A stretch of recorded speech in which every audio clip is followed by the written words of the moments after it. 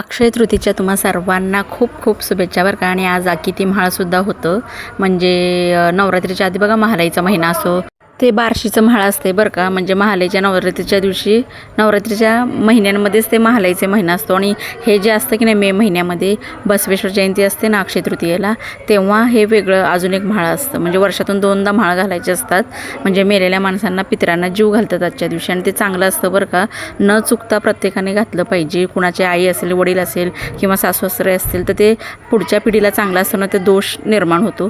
त्यामुळे हे पित्र आवश्यक आहे जीव घालणं. आणि कावळा शिवणं ह्या घासाला खूप महत्त्वाचं असतं. आजच्या दिवशी पुरणपोळी, आमरस वगैरे बनवतं. माझ्याकडनं व्हिडिओ स्किप झाला आमरसचा.